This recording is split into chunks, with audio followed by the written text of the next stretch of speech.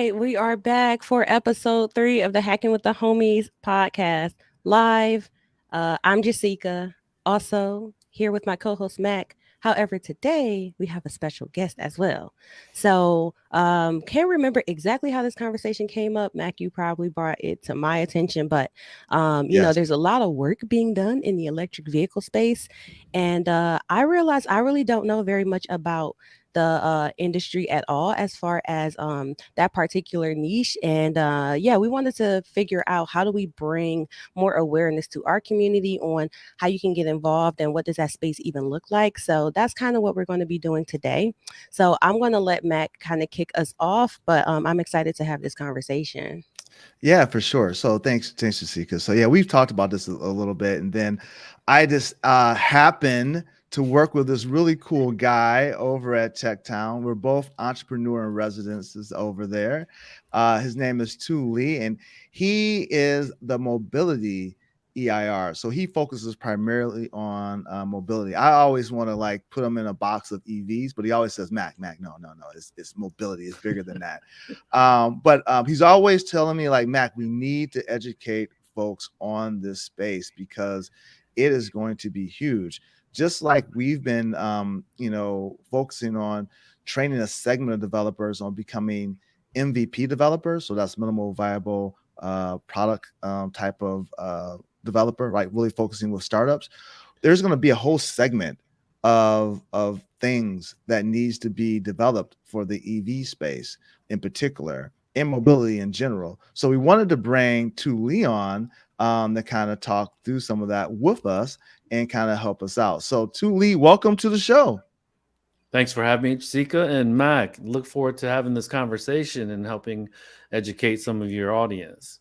So you're like real popular. Like I see you on LinkedIn. You were in China. You was on like China CNBC. So like, what do you do? Let's start that. I don't think me and you ever had this conversation. So I've held it back because I wanted to have this authentic conversation on here today. So I don't even know what you do, Tuli. I know. How do you say the name of the company that you run? What is it? How's it? So go ahead. So I started the company, a management consultancy called Sino Auto Insights. You can call it Sino Auto Insights, about 7 years ago in Beijing. And I'm originally from Pontiac, Michigan. Grew up there, went to college. Yaktown. That's right. Sorry. And then I'm a Spartan. So went to undergrad at Michigan State, worked at GM for a few years before I went back to grad school in Pittsburgh at Carnegie Mellon, a very technical school, as you guys know. And then I moved out to Silicon Valley for about six or 7 years and met a girl. And so I worked in Silicon Valley about 6-7 years. So kind of now you see the automotive and the technology stuff going on, and moved over to China for what I thought was going to be 3 or 4 years. It ended up being 13, and started the company 7 years ago because I saw this huge disruption happening in the traditional automotive space, with Tesla, and there's a ton of Chinese electric vehicle companies and new brands that are coming out that are like dominating the Chinese market. And what we're seeing is with GM and Ford and Stellantis also now really rolling out or starting to roll out and invest in electric vehicles. And so moved back to Michigan recently, opened a presence for Sino Auto Insights in Detroit, and got to talking to our good friend Marlo Rencher, who recruited me to become the EIR for mobility for Techtown Detroit. So so I'm using my expertise. So let me take a step back, Mac, to answer your question succinctly. Sino Auto Insights, we are a management consultancy that specializes in the mobility space. So I've become the EV guy, but we work with mobility companies, and there's mobility companies that are defined like Uber, Lyft. We also work with autonomous vehicle companies. And what we do is we help them raise capital. We help them with product market fit. We help them with strategic communications. You name it, we've done it. We've kind of narrowed our focus a little bit. And because I see huge opportunity in this space, and I think you and I should work on, and Jessica should work on a couple projects together, because I think we can make a bunch of money and help a lot of people. But I like money. Go ahead. Yeah. So here, let me hammer that home. Let me hammer that point home.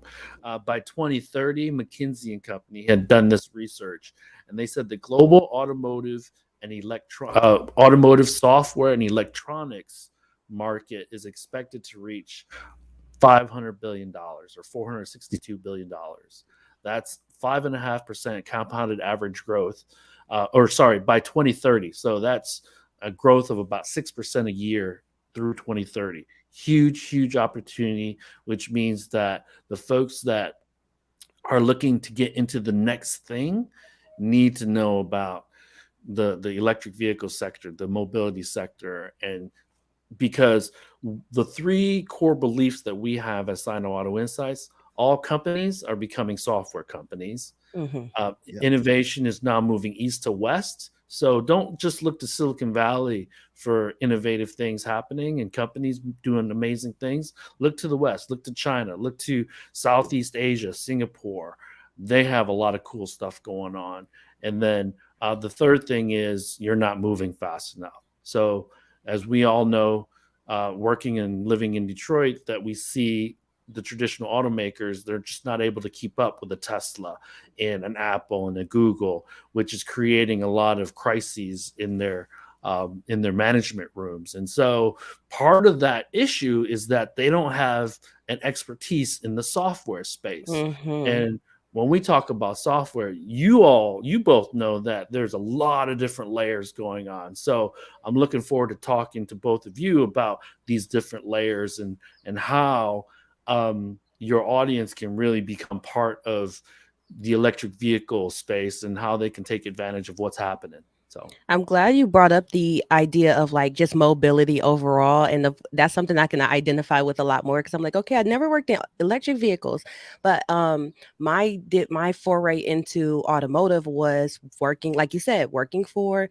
a company, a software company that could kind of bring those modern software practices into one of the big automotives because what we're doing is a connected vehicle, the cloud-based platform for connected vehicles. So offloading the process that the actual software developers for the mobile applications for these different cars, just kind of offloading what they need to know in order to connect to the actual vehicle. So, abstracting all of that away into a bunch of APIs and kind of sitting in the middle between the actual vehicle itself and then the developers that work on like the mobile apps and things of that nature. So all the telemetry data, and things like that. So that was kind of like, okay, I understand the idea of like the mobility space. And I feel like even in Detroit, us being the automotives, you start hearing mobility thrown around a little bit here and there, but I'm not sure everybody's like kind of on that wavelength yet. So this is exciting to me.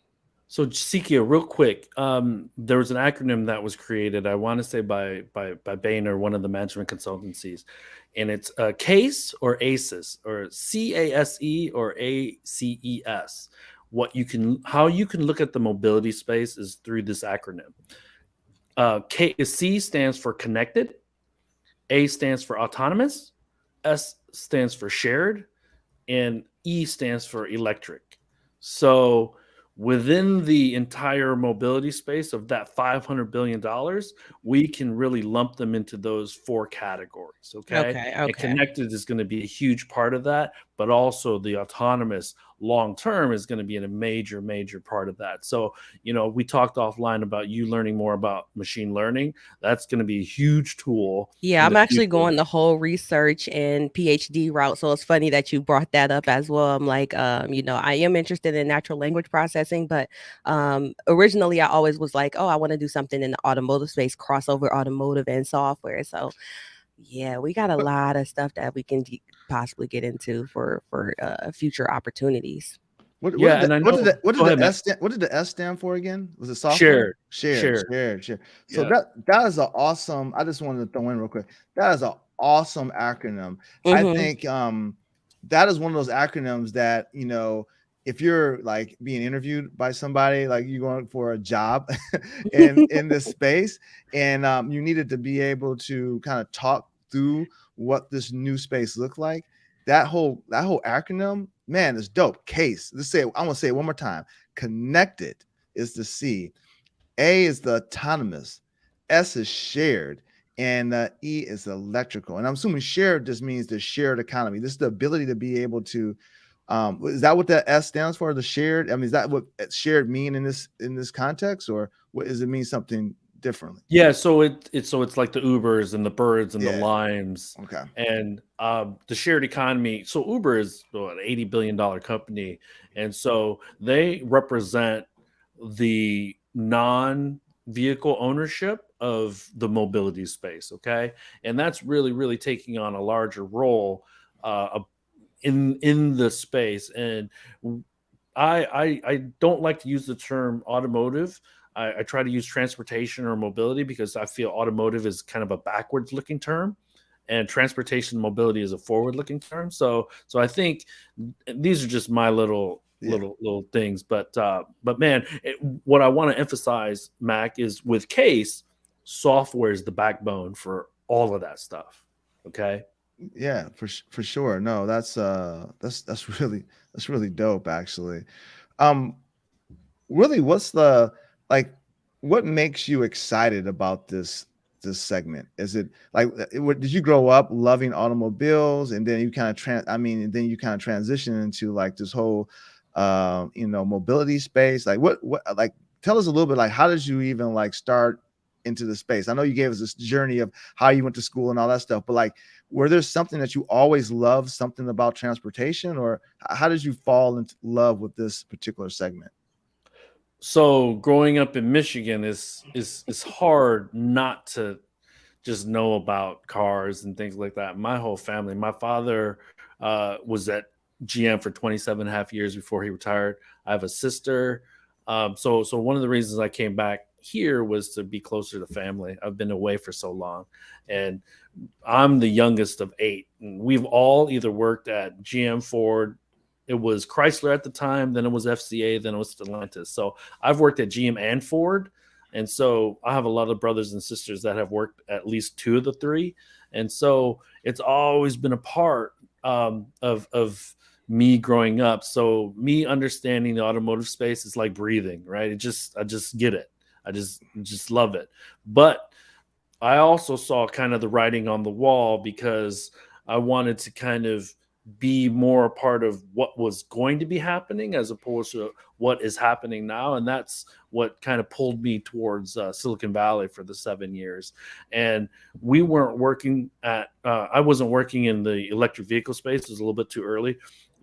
While I was there was a small little company that established itself in 2004 called Tesla in Silicon Valley. And I had ironically had gotten recruited by a Tesla recruiter in like 2006 to go over there.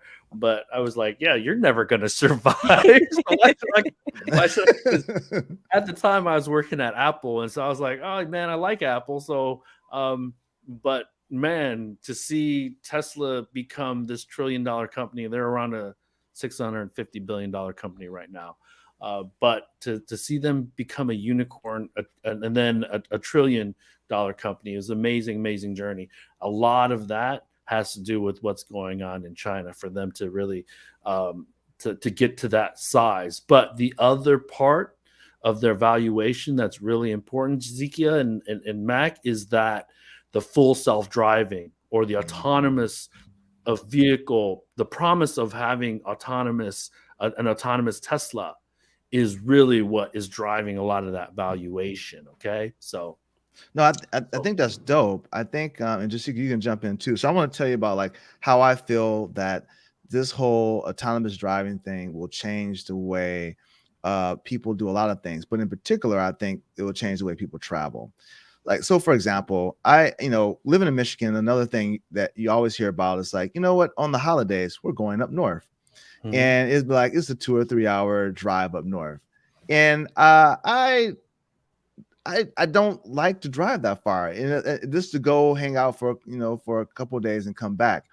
But I believe with autonomous driving, that is going to change a lot of folks' opinion of going up north because now, once we get there to a full autonomy, I'll be able to like play cards with my friends. I'll be able to talk junk to my friends. I'll be able to do all kind of stuff while the car is driving me up north. So I think it's going to have a lot of economic impact to, obviously Michigan, but other places where people live, where they want to go up north to experience another part of their state. So I think it's going to be bigger than just, oh, my car is going to be able to drive me to the grocery store or drive me to work. I think this is going to really change. Or better yet, if I have a cousin that lives in Chicago that I hardly ever see because I don't want to drive there, or the plane tickets are too expensive. Now I can sit back, get my work done perhaps, or whatever, and I can get there. So that's what gets me excited about this whole mobility autonomous space. So I don't know, Jessica, if it's something for you that gets you excited, but that's got me all excited. I just I was saying before, I have always been interested because before I even got into software, I was studying mechanical engineering, right? So I always liked the hard side of engineering, the actual hands-on, but I just felt like software is a lot more you can realize the things that you want to create in a lot faster of a time frame. And so I ended up gravitating more to software, and I always wanted to bring those back together. So yeah, it's so funny because it's like I know I've been so focused on NLP lately. Like I always been into natural language processing, and then the LLMs are like booming. So how can I not just be obsessed with that right now? But I really wanted to get in a lab and get into like diagnostics and like how we can actually modernize a lot of how we keep track of what's going on in the vehicles and things. And now we have all of this electrification, which I really know nothing about the architecture when it comes to electrification of the vehicles. But yeah, I think it's just so many opportunities at this point that it's overwhelming. And that's what excites me, especially thinking about the idea of research. Because when you want to become a researcher, you want to bring something new, some type of advancement to the world. So right now, I've just been trying to let myself digest every little piece of what's going on and start to see where's the overlaps, where's the unique opportunities, because I think that's what is going to be there's things that we don't even know is going to exist even in a year from now or 2 years from now. So that's where my excitement comes from. Let me give you both really quickly some food for thought. So currently, all of the products that I want to say all, let's say most of the products that resonate with us, you, Mac, you, Jessica, me, they're all hardware and software integrated. Okay. And so you having an interest in mechanical engineering, Zeke, is only going to help you, because what is an electric vehicle except the hardest hardware and software integration project you've ever seen? Okay. And so that's why Apple became the most valuable company in the world, because a lot of people in this world think they're the best at hardware and software integration. One of the big reasons they're so good at it, and they're able to integrate across a MacBook Pro. I'm talking to you on my MacBook Pro, using my iPhone to text Mac, and the ecosystem is closed. Okay. So they control the industrial design of the hardware they're building, but they also control the software that's communicating not only within the product, but across products. Okay. And so the electric vehicle is so hard. And why Tesla is so good right now is that they are mostly a closed system. Okay. The GMs and the Fords, they can't afford to be closed because they don't have the talent, they don't have the time, and they don't have the capital. Okay, so that's where the opportunity lies for folks like you and Mac and other software developers that want to be a part of this $500 billion industry by 2030. So that's to answer your question, Mac. That's what gets me excited about the mobility sector, right? Having that grounding in automotive and seeing where it came from to where it can go, it really, really gets me pumped up. So. Yeah, let's talk about that a little bit. So this kind of leads on to what I was kind of thinking here, is that, if I want to be a full stack developer, or if I want to learn about any type of Java or anything, I can just go download it and just start working with it and start developing stuff. We need the same thing for, mobility, in particular EV platforms. Like you said, they're closed systems, so it's very hard for someone to start getting skills. Now, I do believe down the road, there will have to be some level of access available to people to be able to build applications on top of it. Now, it may not come immediate. It may be something that comes down the road.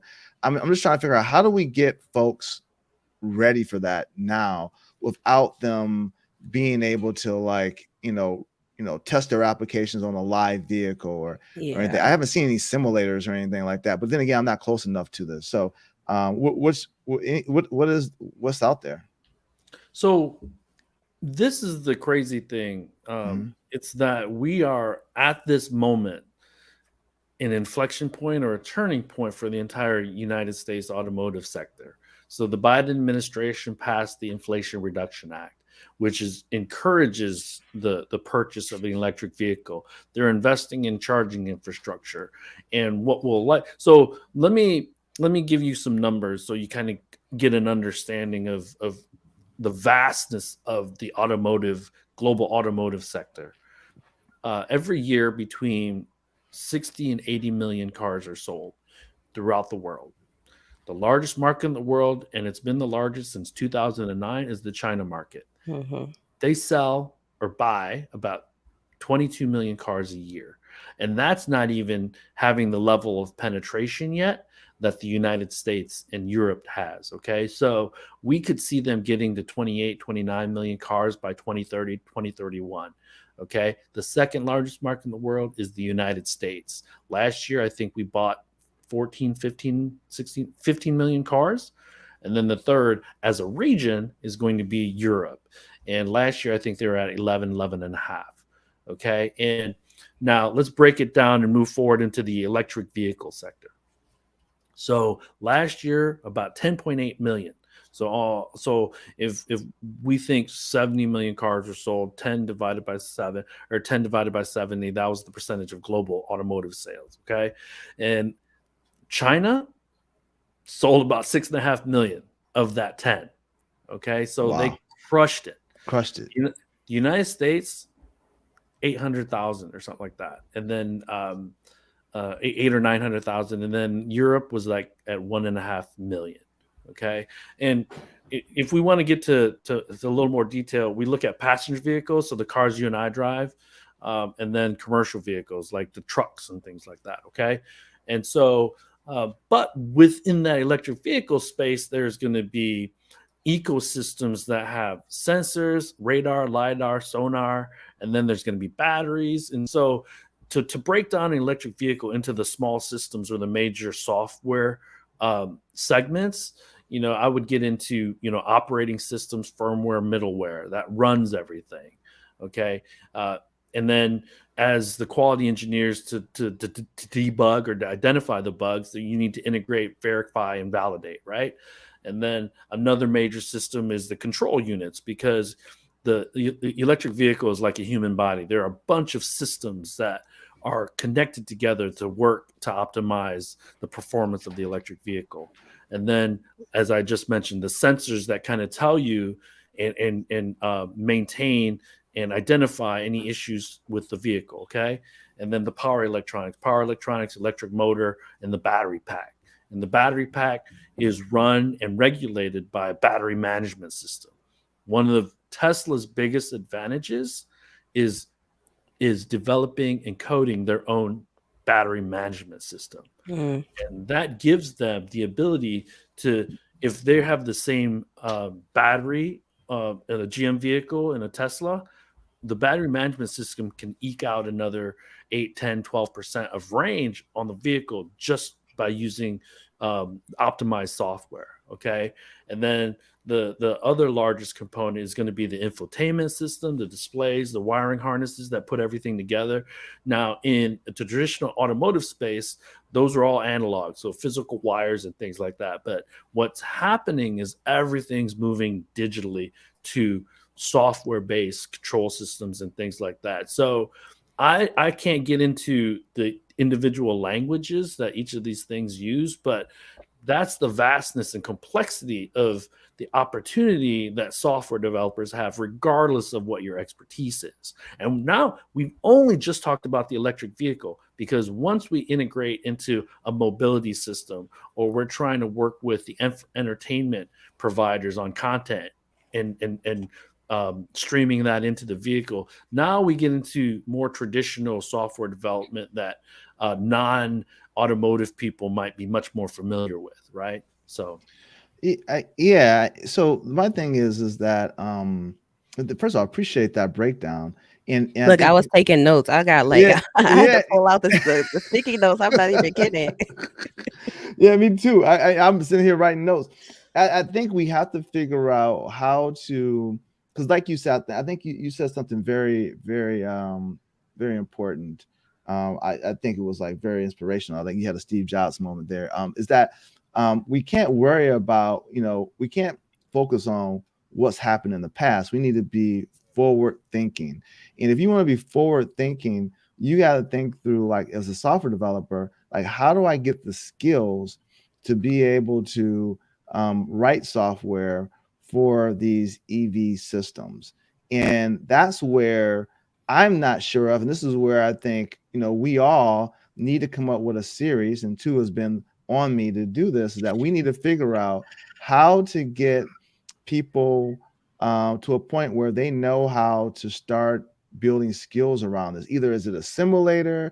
Is it, is there some simulation of a electric vehicle that they can start writing software? We all know Tesla had, like, I've looked at interviews that from Elon Musk and other Tesla engineers. They have simulators that are private to Tesla, but where is it from a public perspective where software developers can start, practicing and learning how this works? Because what I'm worried about, very much what me and Jessica was worried about when when machine learning started becoming big, is that Black and brown folks in particular will get left behind, because our counterpart, our non-African American and brown folks, have the ability to have either people that work for these companies, or they have some type of inside information, and they are learning how to build these systems or to work on them and how to build software around them.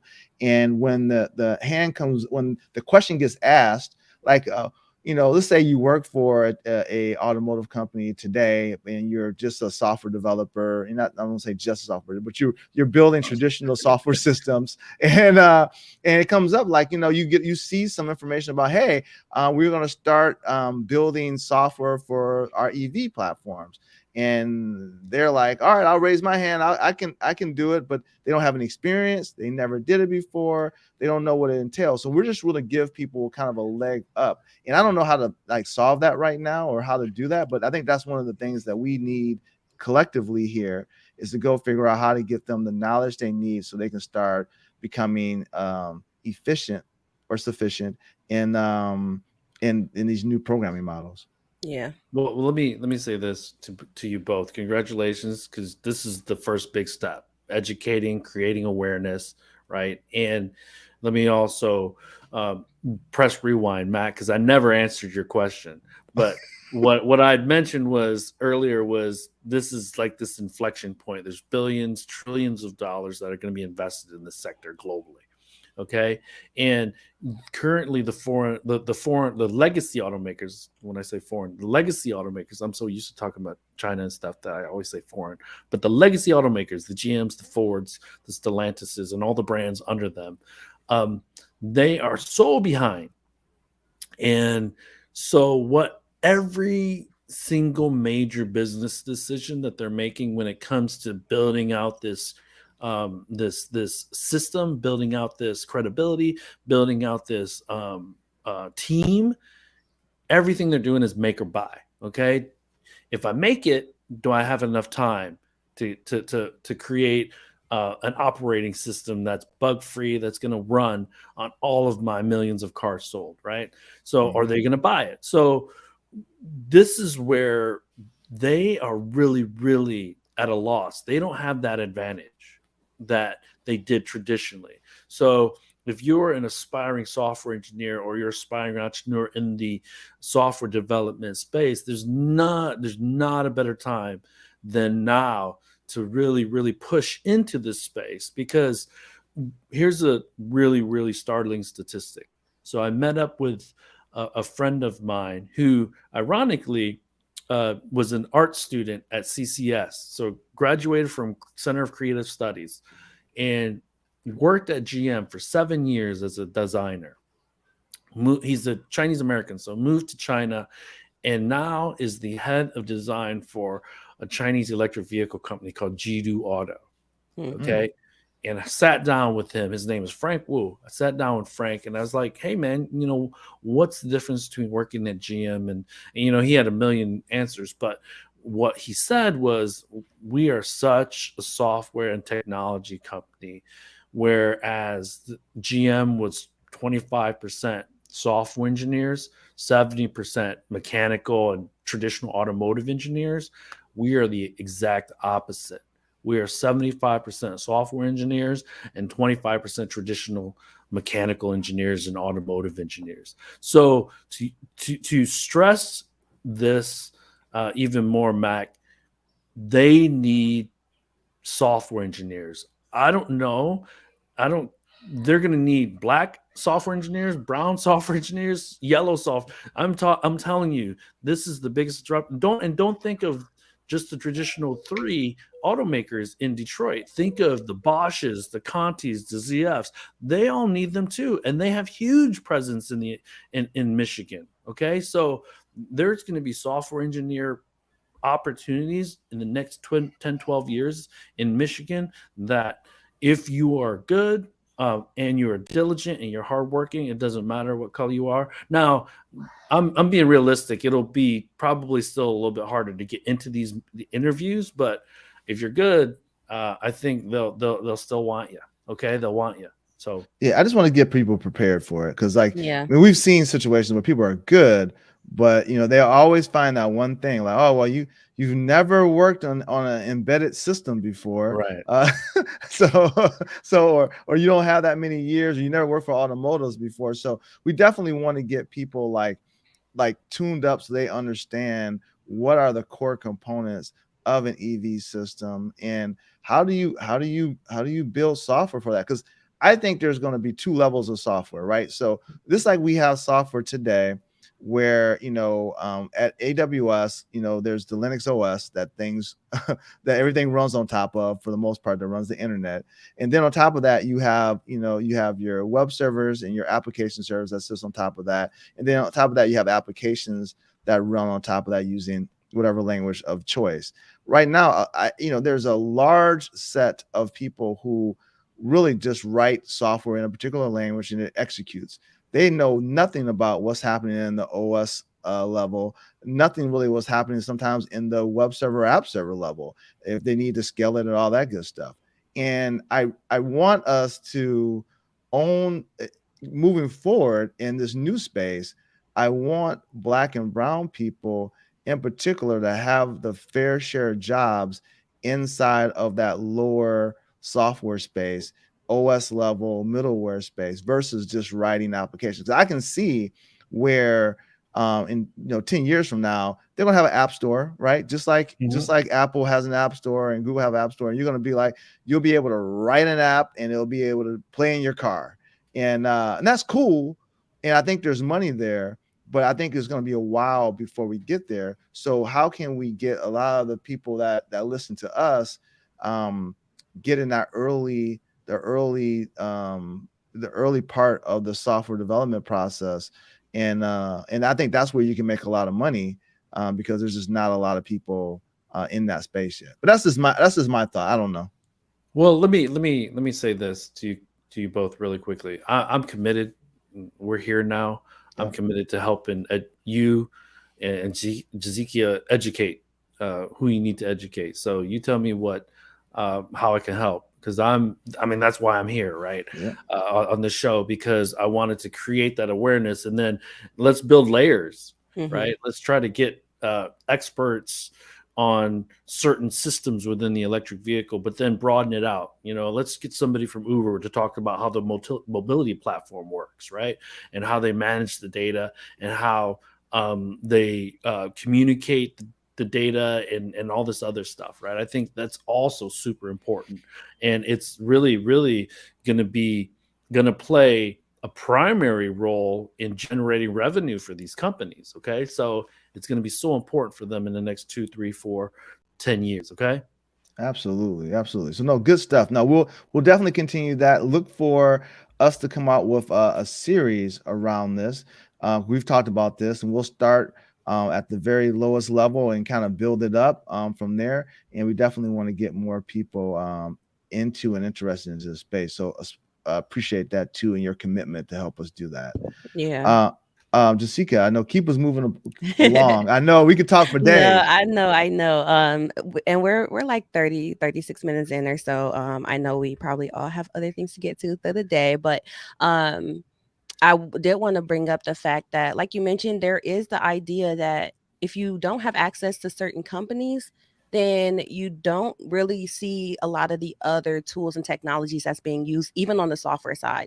And I'm speaking from the perspective of someone who worked with a lot of startups in the space, worked, for a software engineer for a few years. But then once I worked for a Bay Area based startup that came in to work with an automotive company here, it was like, what is Kafka? What is gRPC? Like, it was all these things that we were doing, real-time data streaming and things like that. So that even gets my mind kind of spinning on some of those transferable skills that is going to, maybe we don't know the exact languages, right? But because even in our case, we absolutely had devices, internal devices, that was based on the vehicle architecture, so we could test out how things were working and things like that. So there's still some limitations there, but I do think that there's specific types of technologies or fundamental design education that we could do for folks, even just kind of translating in. So I'm like, I gotta get my wheel spinning on that. I'm the resident teacher, I think, in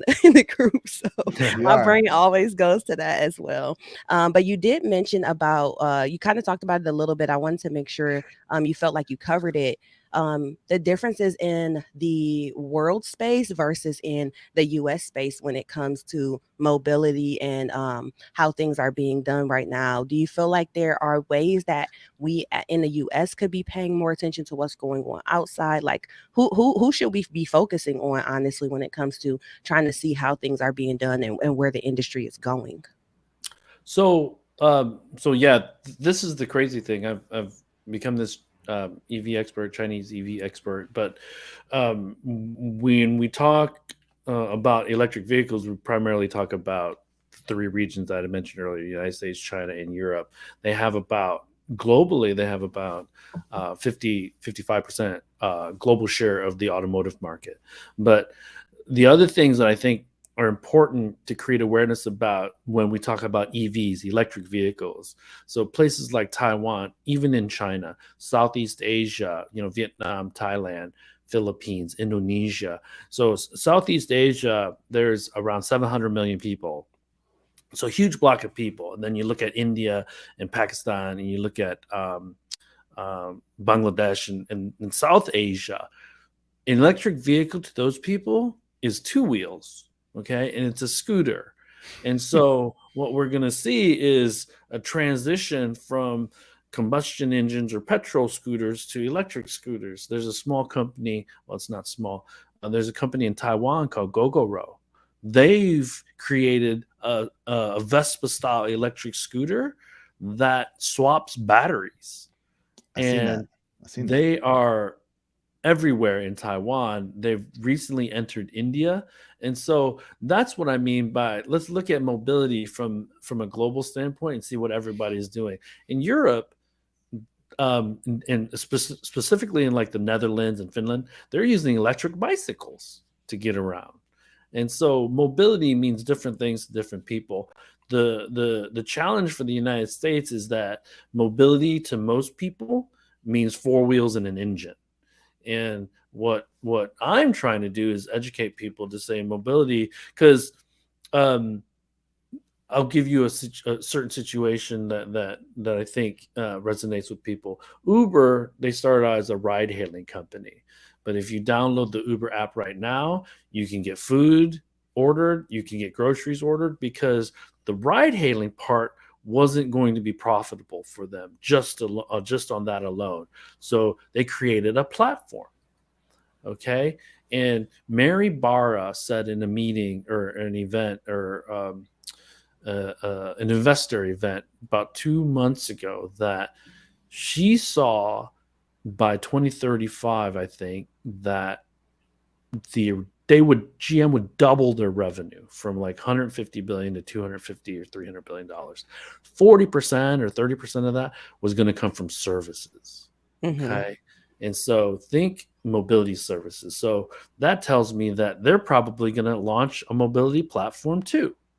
Okay. And so when you talk mobility platform, you're talking micro mobility, two wheels, you're talking delivery services, you're probably talking eVTOL or aviation services, and we're talking 15 years out, right? And then the granddaddy of them all, and Mac, you had alluded to this, is going to be autonomous vehicle services.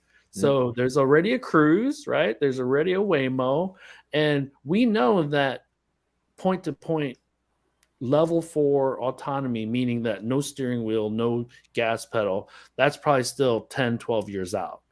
But what's happening is we're seeing autonomy in the commercial trucking space. We're seeing autonomy by use case. And so I've been in an autonomous vehicle with no safety driver in San Francisco. I've ridden one of the Cruises. Last time I was in China, I rode 4 different robo-taxi companies, and one of them did not have a safety driver. So what we think might be 15, 20, 30 years out as Americans is actually a lot closer than we think. And so I think it's amazing what you both are doing, creating this awareness, because the opportunity is going to come sooner than we think for the people that, and hopefully with our help, they can build more awareness and maybe create some opportunities for themselves. So That's Agreed. awesome. I was gonna say, that was our thought process when we started Train X, right back in 2017, 2018. We're like, we see the ML space, it's coming around, it's coming around. 5 years later, it's it's booming now. So, don't act like we didn't say nothing. We're gonna do our best to keep everybody on their Yeah. toes, because at the end of the day, honestly, we just don't want to see our community lagging behind in the tech space. And I was just saying, and it's similar to what Mac was saying, I didn't know about a lot of how the behind the scenes worked, or the different tools that I would need to know in order to work in that space, until I actually got hired into a specific like big tech company. Is I say big tech, but a Bay Area based like tech company. So there's so much more that I think people can explore. And I hope that you guys are like listening and taking this in, because yeah, things are starting to move even more quickly than we can even anticipate right now. So I look forward to us kind of figuring out a way to train up our community and looking for different opportunities. I hope people will look into what mobility really means. And I've noticed that even the traditional, or as you said, legacy automotive companies have started to change their language and say, we're not an automotive company, we are a mobility company, right? You see them investing in all types of other opportunities.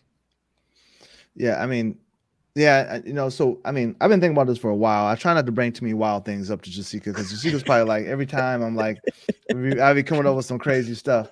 But what I really want, we've been working on this, me and Jessica, and too, I wish shared that with you, working on this whole concept of a hacker house, right?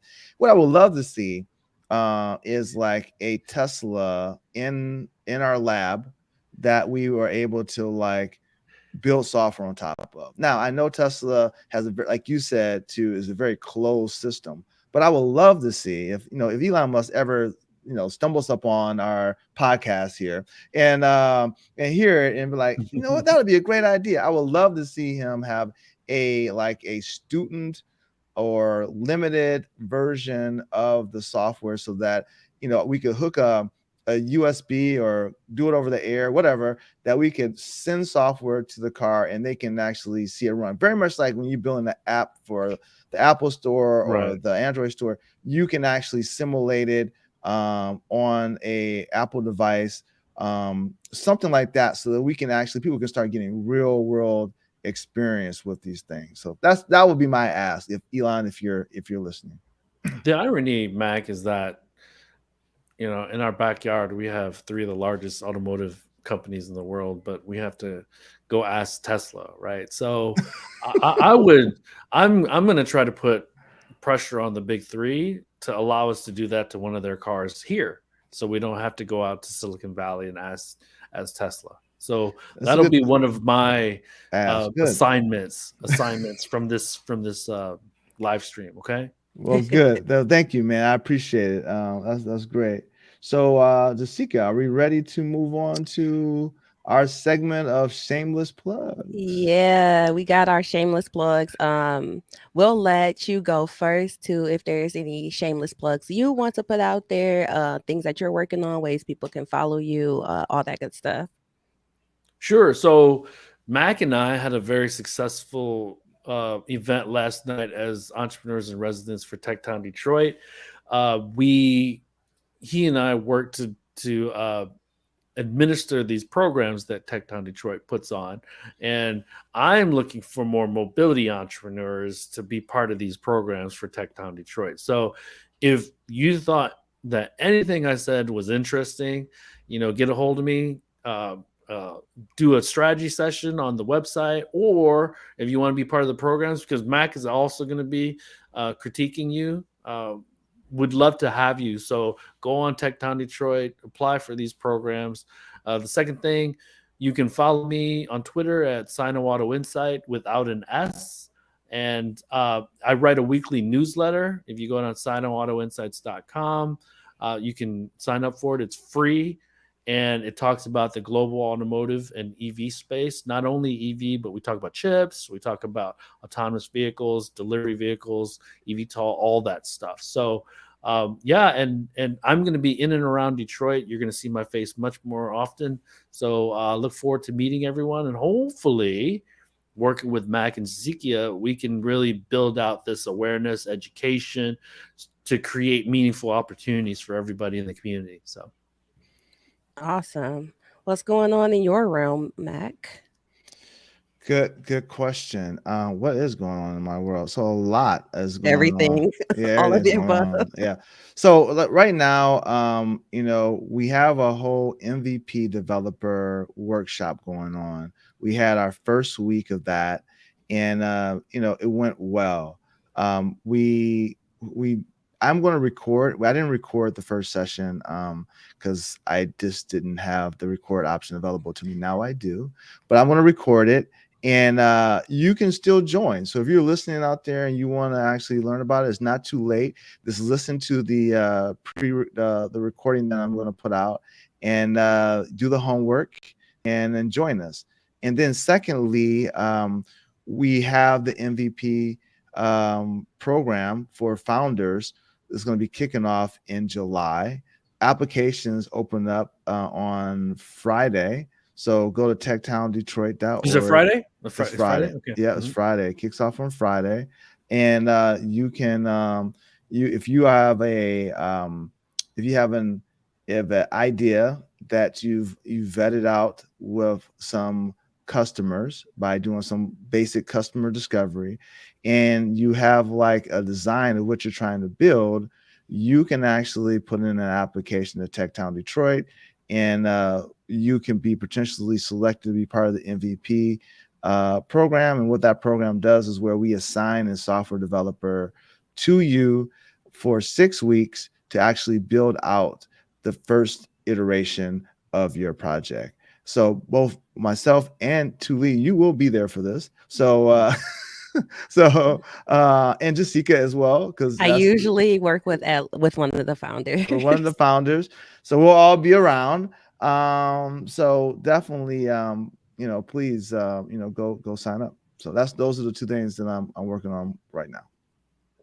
Well, I'll go last, and we're still on our 100 days of code live on YouTube and Twitch. I'm really pushing towards YouTube, for everyone. I know a lot of people are on Twitch, but I'm also building out more content on YouTube as well. And then another thing that I do on YouTube is actually highlight all of the different shows that we have, all the different podcasts. So if you want to go back and watch any of the episodes of any of the podcasts, I keep those on my homepage on YouTube as well. So that's just youtube.com/@metadevgirl. We are going hard like all summer until the end of August. Let's do it. Let's do it. Yeah. I love it. So I look forward to us figuring out what we'll do next because now we have so many more things to kind of expose folks to. Actually, Absolutely. can I plug one last thing? Go for it. I forgot that I have a weekly podcast, live Twitter Spaces that we turn into a podcast called China EVs and More. If you go on Apple Podcasts, Google Podcasts, you can look it up. But it's a live Twitter Spaces every Thursday at 3 p.m. Eastern time. So if you want to ask me any questions about EVs or anything else, jump on Twitter Space. Well, you got to follow me first, and then jump on to the Twitter Spaces at 3 p.m. today, actually. So, gotcha. And do they follow you at the at what you have labeled down there right now? that's right. Sino Auto Insights. That's All right. right. Yeah, great. That's great. Awesome. Well, I appreciate the conversation. Mac always introduces me to the most interesting people, so we have more to talk about. You will see us again next month for Hacking with the Homie show, and then, of course, if you're following me, you'll see me every Thursday for another tech-based podcast show. So, we'll see you again next week or next month, depending on where you're watching from. All right. Take care. Thanks for having me. We'll see you.